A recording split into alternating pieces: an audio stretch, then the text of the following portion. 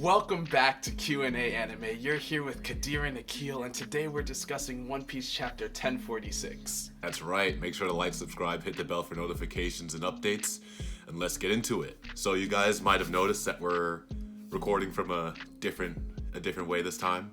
So instead of doing screen recording on Zoom, what we're trying is something a little different where we're recording ourselves separately, but we're still communicating over Zoom. And hopefully you guys like this format a bit better. I think I will, and let's get into it. Alright, some major plot points from the chapter. As Luffy tries to think of a name for his last attack, Kaido has one question. Who the hell are you? Zunisha talks about how that rhythm is nostalgic. It's as if you're right there. This all feels like fate. I can't help but think we should put our faith in this boy. Implies that Luffy isn't truly Joy Boy. Maybe he just holds the same power of the inherited will of Joy Boy. And then Luffy answers Kaido with conviction. He says, I'm Monkey D. Luffy, the man who's gonna surpass you and become the king of pirates. Yeah. Lets us know that we're dealing with the same Luffy we've been dealing with since day one.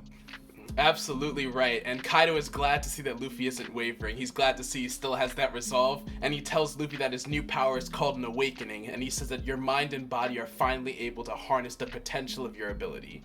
And I think that's kind of important for like the criteria of awakening. Like if your body is there, let's say you know how to use your fruit very effectively body-wise, but mentally you're not there, or vice versa, awakening will never happen for you, and that might be why in some cases there are some people who never awaken their fruits. And then Kaido goes on to talk about all he's lost in the war, his men, his castle, and everything that he's worked to build here. And Luffy lets him know that he's not done, he's taking back everything that was stolen, no matter what. And then of course right after saying that, he gets pummeled by a Gandari meteor shower, but to show Kaido that he's not playing around, he immediately sends a flurry of blows back. And then the fight is interrupted for a moment as Luffy chokes on the smoke from the fire below. Kaido comments that the whole castle must have gone up in flames for the fumes to be reaching the rooftop. We know that Kanjuro has been setting the entire castle on fire, so it seems like he's done a good job so far, even though he says that he failed. He tries to shake up Luffy's resolve by telling him thousands of his men are trapped in the fire below and that they're going to roast to death. But Luffy shows the trust he has in his Nakama and the samurai. He says, I left everything that's happening down there to them. I've got nothing to worry about other than sending you flying. So this is great in so many aspects because it means that Luffy's totally got faith in the people that he traveled with this whole time, and he's definitely not giving Kaido any reason to think that he's not focused on their fight. Yeah, and then speaking of sending things flying, that's exactly what Kaido tries to do to Luffy as he attempts to hit Luffy with a devastating gust, but Luffy just pulls himself up by his pants and legs and stretches himself up, allowing him to dodge it. And I do just want to point out, the other day I was watching The Mask, and Luffy's power is legitimately just the mask power. Like, he does almost everything in there. He stretches to dodge attacks and bullets, and then he'll pull out things out of random places, and he'll get squashed and flattened and be fine. And I just thought that was kind of funny. But on the live floor, everyone is trying to escape or put out the fire to no avail. Chopper and Nami worry about the rest of the crew as the fire continues to spread, and Nami says Onigashima is basically a giant pyre now. There's nowhere to run unless we find a way to land somehow. They're not the only ones struggling with the fire. On the first floor, we see some of the Heart Pirates trying to make their way out. Beppo's passed out and being carried because he's not good with heat, and the other members call out for Law to save them. Beppo, being covered in fur, doesn't really do well in hot places. In the basement, Brook and Robin try to find a way to get out, to get everyone out, but Robin points out that there might not be one. This is one of my favorite scenes in the chapter, is actually when some of the samurai are concerned that Brook is a corpse because they think he's already charged dead. But he's like, no, I'm like this. This is how I usually am. And then Sanji and the girls from the pleasure hall are also looking for a way to escape with no luck. They say even if we get outside, the garden is gone. Apu and Inbi also struggle to escape, with Apu still being an ass. He wants Inbi to break the wall down already before they both die. He doesn't care if it costs Inbi an arm. Inbi is obviously not happy. and I hope that Apu gets his just desserts, gets what's coming to him. Same here about the Apu getting his just desserts. We got Orochi, and now I'm just waiting for Apu to get his, but it definitely does seem like this fire is what everyone is dealing with right now. We see that even Usopp is struggling to stop the fire from reaching Hin, Kinemon, and Kiku, and that he is determined to keep that promise that he made to Izo. Frankie is trying to find his way to Chopper so that he could save Zoro, but the fire is keeping him from figuring his way around. And then as the flames rage on throughout the castle, Raizo reveals his master plan and enlists Jinbei's help.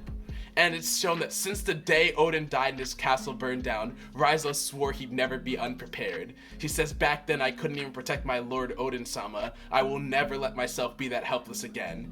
And it's shown that back when they were on Zou, Raizo took some of the water Zunisha scooped up from the ocean to wash himself and saved it. And now he declares that he will not allow the men who bravely joined the raid to die in a mere fire. And as he releases his technique, an insane amount of water begins to flood out. Yes, he wasn't kidding when he said it was an unbelievable supply of water. I don't know if you guys realize how big Zunisha is, but that trunk is massive, and there was a ton of water that was stored in there, and Raizo saved all of it. Even Jinbei comments on how immense the amount of water there is. He then uses his water heart, Fishman Jujutsu, ocean current shoulder throw to send the water from the 4th floor crashing all the way down to the floors below. We see a montage of the water cascading down the floors, extinguishing the fire. Jinbei's like, go, flood every corner of the castle. Raizo's like, please don't be too late. May the water of Zou rescue our comrades.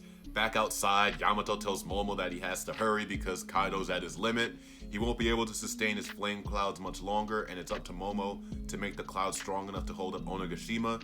And on the last page of the chapter, we see an awesome image of Luffy fighting Kaido as Yamato says Onigashima is about to fall, and it looks like Luffy is grabbing a bolt of lightning from the sky, which just comments on more how ridiculous his power is, because man, if he's able to just grab literally anything and use it as a weapon, that would be ridiculous. Yeah, and listen, I just do want to talk about how ridiculous this power could be, because there's still so much we don't know, and just the fact that he's grabbing the lightning bolt out of the sky, like, is he gonna hurl it down at Kaido, like Eneru style? Will he just whack him with it in a silly cartoon style? And you're right, like, what if he can grab ocean water and throw it at people? Against other Devil Fruit users, that would be insane. Yeah, what if he's able to cover it in armament and Bashoku Haki? Oh, that would be a serious lightning bolt. Oh man, yeah.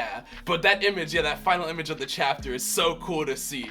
So what do you think of the chapter overall? I definitely was a fan of the chapter. I don't think that we got as much reveals except for like Raizo's plan, like big reveals that we were getting in the last couple chapters. But that's, to be fair, Oda did give us a lot over these past like 3 or 4 chapters, and there's still so much more to the mystery that is going on in One Piece that he still needs to keep hidden. So even though it wasn't as big hype as some of the other chapters, like after reading like the last couple ones, every single time I was talking to my friends, I'm like, bro, the One Piece chapter was insane. And even though this one was really good, I wasn't hyping it up the same way I was the ones where Luffy is Joy Boy and Gear 5th and all that stuff was dropping. Yeah, I expected the kind of decline to hit the community after the last few chapters were just so hype, because, you know, those are the moments that we live for as One Piece fans, when Oda makes these big reveals, and all that waiting up to that point was totally worth it. You know, coming here, not that it's as disappointing of a chapter, it's just not as hype as the last few have been. So I think that something important that was mentioned was by Zunisha. They were saying that Luffy isn't truly Joy Boy, and that, you know, he still feels like he can put his faith into Joy Boy, and that this transformation isn't something that totally turns Luffy into somebody else. So that's just another important distinction there as we get to understanding more of what Gear 5th actually is and what its limitations are. Yeah, and I definitely am excited to see how the rest of the war or raid on Onigashima is going to turn out now that the fire, which was the main obstacle stopping almost everyone from being able to get their bearings and do something. I'm excited to see how things start to turn now that the fire has been handled. Yeah, I also want to see how Chopper's going to save Zoro, because you remember Zoro was already going to be in a ton of pain because of how he was restored to go fight King. And then after being, you know, after going through that battle with King, he's already worn out. he ran into some kind of Grim Reaper that we still don't understand, like how that fits into the story. And he wasn't even able to save himself when the castle was crumbling, remember? Frankie had to get there in time to save him. And if Frankie wasn't there, we might have just lost a precious member of the Straw Hat Yeah, absolutely. I'm wondering if maybe, because I know before people are always talking, oh, the Straw Hat Grand Fleet has to show up, or maybe the Revolutionary Army is going to show up in Wano and things will happen from there. And now I'm wondering if maybe, what if Kuma ends up showing up with the Revolutionaries and he ends up pushing like Zoro's damage out just to allow him to be able to like survive. He did something like that to survive. Yeah, I mean, because I'm not sure how Chopper, because even else. Chopper said, like, this thing that we can give you, like, will heal you up real good, but afterwards it'll be, like, 3 times as worse. And he already took, he was already real badly damaged. He took an insane amount of damage fighting King. I mean, there's just, I love Zoro, and I admire how much damage he can take, but there has to be a limit, and I'm worried that he finally found it.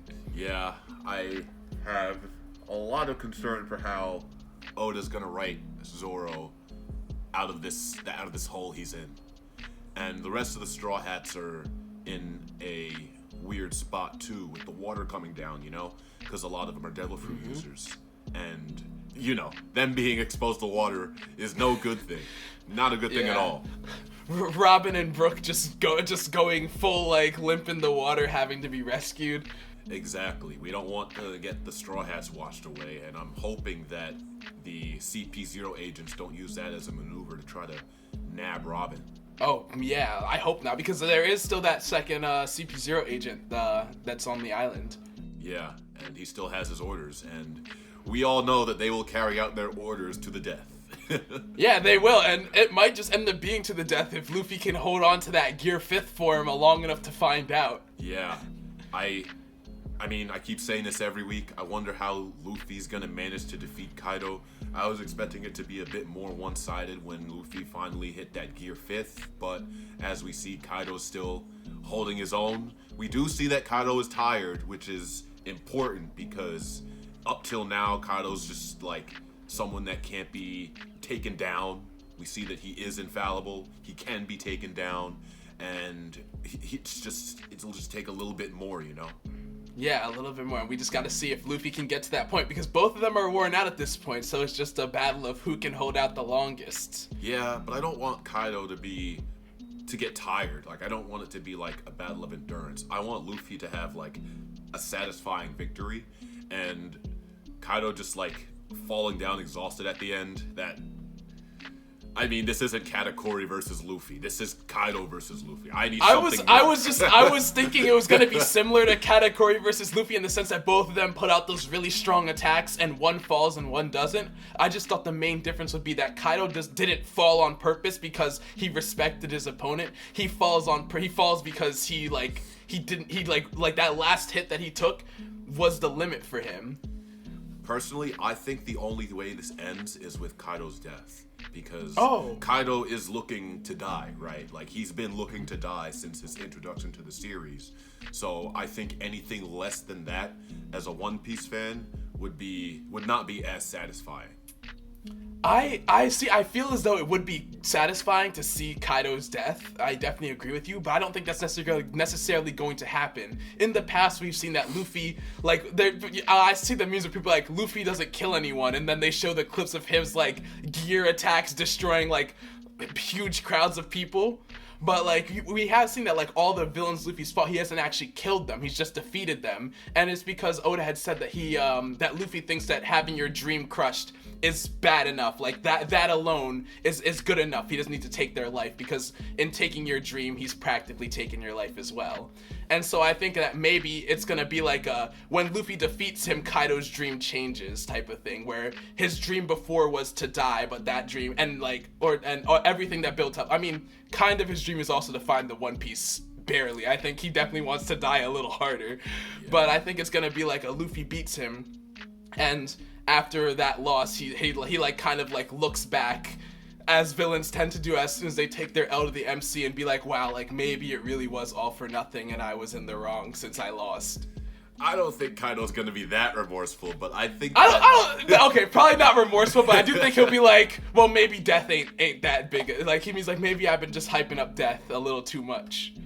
I'm hoping he's at least looking for a solid loss, if not death. You know, because we know Kid would go up there and just kill Kaido. Oh yeah. Luffy, like, I defeated you, Kaido. I refuse to kill you. And then Kid just pulls up. He's like, I won't. Exactly. On some Vegeta versus the Ginyu Force. Oh, yeah, absolutely. Just come in and wreck him. Yeah. Well, I guess that kind of ends our analysis and summary of chapter 1046. Anything else you wanted to add, Akil? No, that's about it for me. So, Q&A right. out. Q&A out. Hope you guys like the format. Peace. Yeah, let us know.